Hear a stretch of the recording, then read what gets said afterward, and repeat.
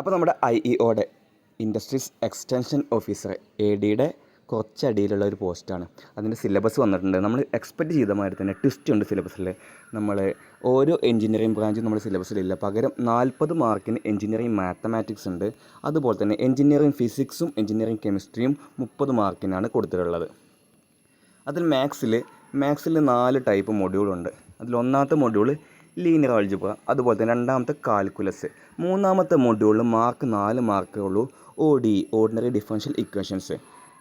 അത് ഹോമോജീനിയസും നോൺ ഹോമോജീനിയസും എല്ലാം ഉണ്ടാവും. അത് എല്ലാം ഉണ്ട്. പിന്നെ നമ്മുടെ മൊഡ്യൂൾ 4 സ്റ്റാറ്റിസ്റ്റിക്സ്, അതിൽ 12 മാർക്കുണ്ട്. അതുപോലെ തന്നെ ലാസ്റ്റ് ന്യൂമറിക്കൽ മെത്തേഡിനും 4 മാർക്കാണുള്ളത്. അതിൽ ന്യൂട്ടൺ റാപ്സൺ മെത്തേഡ് എല്ലാം അതിൽ പറഞ്ഞിട്ടുണ്ട് കേട്ടോ. ഇനി എഞ്ചിനീയറിംഗ് ഫിസിക്സിൽ അത്യാവശ്യം നല്ലൊരു സിലബസാണ്. നമ്മുടെ ADക്ക് പഠിച്ച അസിസ്റ്റൻറ്റ് ഡയറക്ടർക്ക് പഠിച്ച ആൾക്കാർക്ക് എന്തായാലും ഉപകാരപ്പെടും. നമ്മുടെ ലേസേഴ്സ് ആൻഡ് ആപ്ലിക്കേഷൻ ഉണ്ട്. അതുപോലെ ഫൈബർ ഒപ്റ്റിക്സ്, അതുപോലെ ഗ്രേഡൻറ്റ് ഇൻഡെക്സ്, അതുപോലെ അതിൻ്റെ ആംഗിൾസ്, ആ കാര്യങ്ങളെല്ലാം ഉണ്ട്. പിന്നെ LED ലൈറ്റ് എമിറ്റിംഗ് ഡയോഡും സോളാർ സെല്ല്, അതിൻ്റെ ആപ്ലിക്കേഷൻസും ഉണ്ട്.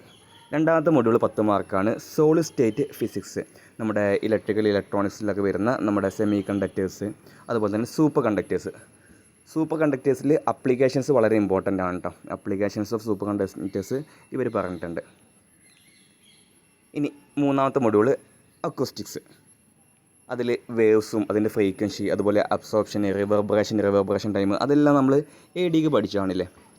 പിന്നെ ലാസ്റ്റ് അൾട്രാസോണിക്സും അതിൻ്റെ അപ്ലിക്കേഷൻസായിട്ട് മെയിനായിട്ട് ഇവർ പറഞ്ഞിട്ടുള്ളത് NDT നോൺ ടെസ്റ്റ് പറഞ്ഞിട്ടുണ്ട്. അതുപോലെ സോണാർ പറഞ്ഞിട്ടുണ്ട്. അതുപോലെ മെഡിക്കൽ ആപ്ലിക്കേഷൻ പറഞ്ഞിട്ടുണ്ട്. ഇനി അടുത്തത് എഞ്ചിനീയറിംഗ് കെമിസ്ട്രി നമുക്ക് നോക്കാം. എഞ്ചിനീയറിംഗ് കെമിസ്ട്രിയിൽ അതിലൊന്നാമത്തെ മെറ്റീരിയൽസാണ് പറയുന്നത്. Nano material, glass, cement, polymers, അതുപോലെ പോളിഅസ്ലീൻ, അങ്ങനത്തെ കാര്യങ്ങൾ നമ്മൾ ADക്ക് പഠിച്ച അതേ സിലബസാണ്. നാനോ മെറ്റീരിയലിൽ നമ്മൾ കാർബൺ നാനോ ട്യൂബ്, ഫുള്ളറൈൻസ്, ഗ്രാഫീന്, അതിൻ്റെ സ്ട്രക്ചേഴ്സ്, അവരുടെ ആപ്ലിക്കേഷൻസ്. പിന്നെ glass, different type of glass നമ്മൾ പഠിച്ചു അല്ലേ. കളേർഡ്, അതുപോലെ borosilicate, safety glass, soda lime glass, അതിൻ്റെ എല്ലാ പ്രോപ്പർട്ടീസ് അവർ പറഞ്ഞിട്ടുണ്ട്. പിന്നെ സിമൻറ്റ് സിമ്പിൾ ടോപ്പിക്കാണ്. ഒരുപാട് ക്വസ്റ്റ്യൻസ് നമുക്ക് എക്സ്പെക്റ്റ് ചെയ്യാം. അടുത്ത് പോളിമേഴ്സിൽ ABS, കെവിലാർ, അതിൻ്റെ എല്ലാം സ്പെഷ്യൽ പോളിമേഴ്സ്, അതിൻ്റെ എല്ലാ ആപ്ലിക്കേഷൻ നമുക്ക് നോക്കി നോക്കണം. അതുപോലെ തന്നെ നമ്മുടെ ഡോപ്പിംഗ് മെത്തേഡ് അത് നോക്കുക. ഇനി രണ്ടാമത്തെ മൊഡ്യൂളിൽ ഇൻസ്ട്രുമെൻ്റൽ മെത്തേഡ് ഓഫ് അനാലിസിസ് ആണ് അതിൽ വരുന്നത്. നമ്മുടെ തെർമൽ അനാലിസിസ് ഉണ്ട്. അതിൽ തന്നെ ക്രോമാറ്റോഗ്രഫി, സ്പെക്ട്രോസ്കോപ്പി, ഇതെല്ലാം നമ്മുടെ ADക്ക് പഠിച്ച അതേ സിലബസ് തന്നെയാണ്. അപ്പോൾ ചില ആൾക്കാരൊക്കെ നമ്മുടെ മെക്കാനിക്കൽ എഞ്ചിനീയർ ഉണ്ടാവും, അതുപോലെ തന്നെ സിവിൽ എഞ്ചിനീയറിംഗ് ഉണ്ടാവും എന്നൊക്കെ എക്സ്പെക്റ്റ് ചെയ്തിട്ട് ഇരുന്നിട്ടുണ്ടാവും.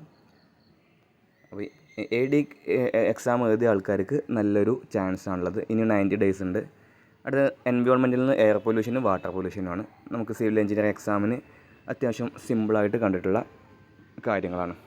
സിലബസ് നിങ്ങൾ എന്ത് ചെയ്യുക, സ്ക്രീൻഷോട്ട് എടുത്ത് വെക്കുക, എന്നിട്ട് പഠിക്കാൻ തുടങ്ങുക.